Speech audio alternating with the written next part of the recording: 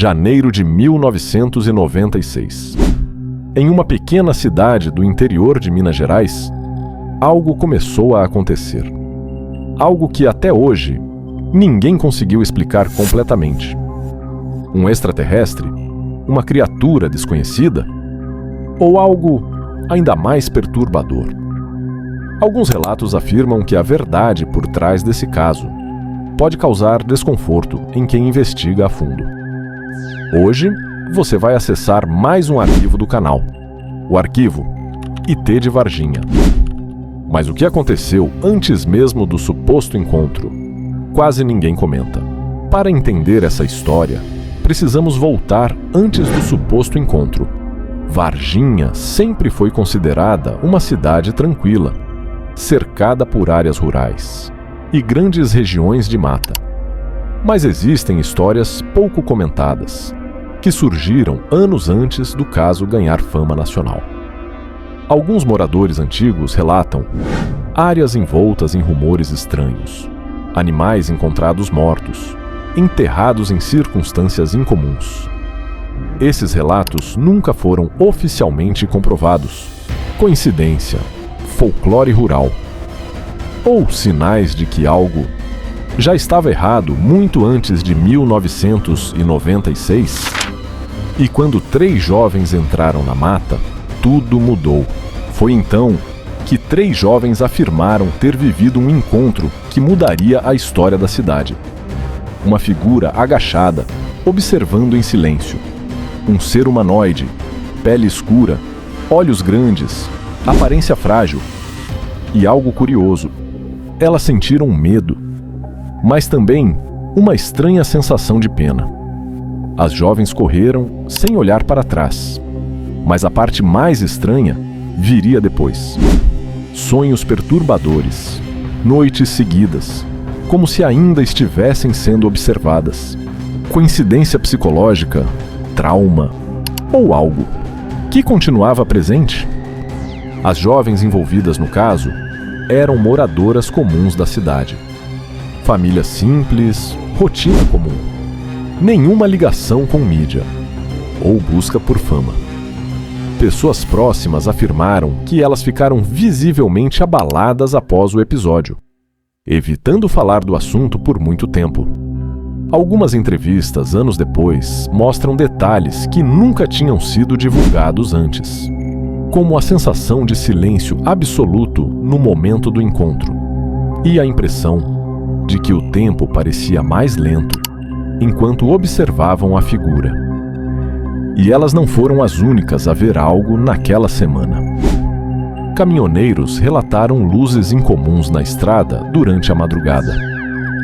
Moradores disseram ter ouvido sons metálicos vindos da direção da mata. Um agricultor afirmou que seus cães ficaram inquietos por dias, latindo para áreas onde não havia ninguém visível. Claro, nenhum desses relatos foi comprovado oficialmente, mas juntos ajudaram a construir o clima de tensão que tomou conta da cidade naquele período. Outras histórias começaram a surgir. Figuras nas árvores, sombras rápidas, uma nuvem que parecia se transformar em luz. Alguns teóricos acreditam em fenômenos além da nossa compreensão. Outros dizem que foi apenas tensão coletiva. Mas quando os militares chegaram, a história mudou completamente. Áreas isoladas, moradores impedidos, movimentações intensas, sem explicação. Um hospital teria passado por mudanças inesperadas. E algo curioso aconteceu. Os relatos começaram a mudar. Antes, luzes e figuras. Depois, discos voadores, manipulação ou apenas evolução das histórias. Em 1996, o Brasil vivia um momento curioso. A televisão aberta dominava as casas. Programas sensacionalistas cresciam e histórias misteriosas se espalhavam rápido, muito antes das redes sociais existirem. Notícias viajavam de boca em boca, versões mudavam, relatos se misturavam com medo, curiosidade e imaginação coletiva. E quando algo estranho acontecia em uma cidade pequena, o impacto psicológico era ainda maior, porque em lugares onde todos se conhecem, qualquer evento fora do comum se transforma em lenda, quase instantaneamente. Testemunhas afirmam que caminhões militares foram vistos entrando e saindo da região em horários incomuns. Alguns durante a madrugada, outros escoltados por veículos não identificados. Há relatos de que moradores foram orientados a evitar certas áreas, sem explicações claras. E como acontece em muitos casos misteriosos, o silêncio oficial acabou alimentando ainda mais as teorias. Psicólogos que analisaram o fenômeno anos depois levantaram hipóteses sobre histeria coletiva, memória reconstruída e o impacto do medo em situações inesperadas. Mas outros especialistas argumentam que, mesmo quando existem explicações psicológicas, isso não invalida completamente a experiência real das testemunhas. Porque o cérebro humano reage ao desconhecido, de formas que ainda estamos longe de entender totalmente.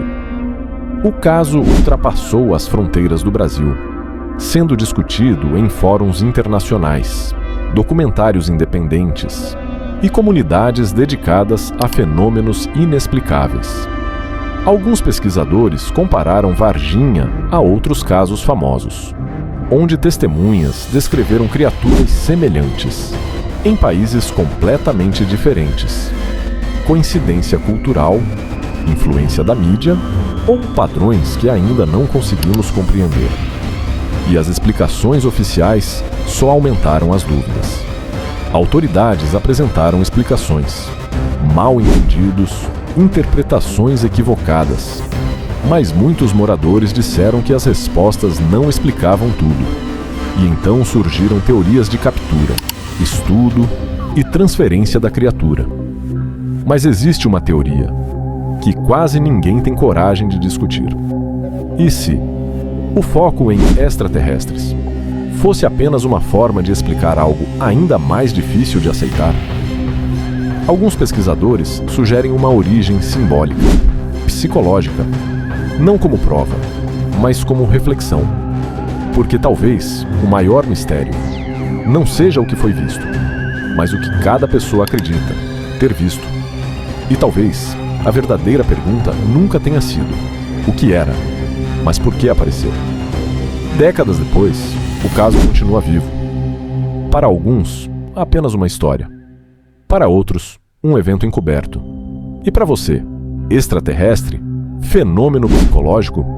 Ou algo mais sombrio? Esse foi mais um arquivo do canal. Dê o like, se inscreve, compartilha. Agora, eu quero saber a teoria mais estranha que você já ouviu sobre esse caso.